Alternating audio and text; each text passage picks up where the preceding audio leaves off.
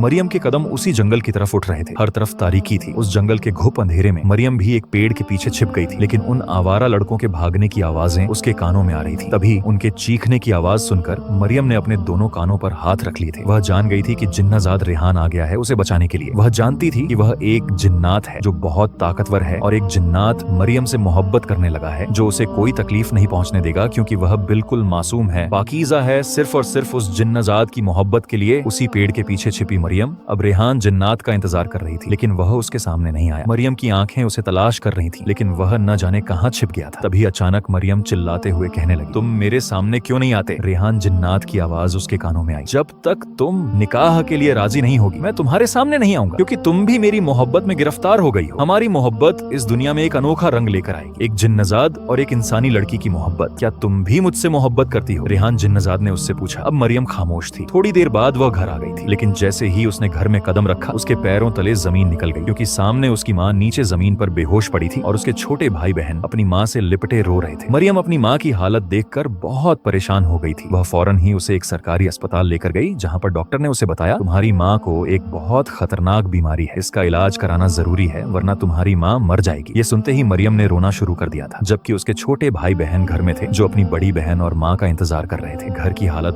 बहुत खराब थी। दूसरे दिन मरियम कारखाने भी नहीं जा सकी थी। वह अपनी बीमार माँ को वापस घर ले आई थी, क्योंकि उसके पास इलाज के लिए पैसे नहीं थे। अगले दिन वह कारखाने गई और मालिक से कहने लगी कि मुझे कुछ पैसे चाहिए, मेरी माँ बीमार है, मैं जल्द ही यह पैसे अपनी तनख्वाह में कटवा लूंगी। कारखाने के मालिक ने गुस्सा किया और कहने लगा, मैं किसी को भी एडवांस तनख्वाह नहीं देता, और वैसे भी तुम काम छोड़कर चली जाओ तो क्या भरोसा है। यह सुनकर मरियम ने रोना शुरू कर दिया था। माँ के इलाज के लिए उसे पैसों की जरूरत थी। फिर उस रात उस सुनसान और वीरान रास्ते से गुजरते हुए कोई उसका इंतजार कर रहा था। पेड़ के नीचे खड़ा हुआ वही जिन्नाजाद जो हमेशा मरियम का इंतजार करता था, लेकिन आज मरियम के चेहरे पर परेशानी थी। तभी वह रेहान जिन्नाजाद उसके सामने आया और उससे कहने लगा, मैं जानता हूँ कि तुम बहुत परेशान हो, मैं तुम्हारी मदद करना चाहता हूँ, तुम्हें पैसों की जरूरत है। मैं जानता हूँ अगर तुम मेरी बात पर राजी हो जाओ तो मैं तुम्हारी सारी जरूरतें पूरी कर दूंगा। तुम्हारी जिंदगी इस दुनिया में बहुत ऐश से गुजरेगी, न सिर्फ तुम्हारी बल्कि तुम्हारे छोटे भाई बहनों और तुम्हारी माँ की भी। उसकी बात सुनकर मरियम खामोश थी, लेकिन वह एक जिन्नाजाद से कैसे निकाह कर सकती थी। लेकिन साथ ही वह इस बात पर भी परेशान थी कि उसे पैसों की जरूरत है और माँ का इलाज कराना जरूरी है। फिर वह जिन्नाजाद से कहने लगी, मैं तुम्हारी कौन सी ख्वाहिश पूरी कर सकती हूँ। यह सुनकर वह खौफनाक अंदाज में मुस्कुराया और मरियम से कहने लगा, मैं तुमसे निकाह करूंगा, क्योंकि जब मैं पैदा हुआ था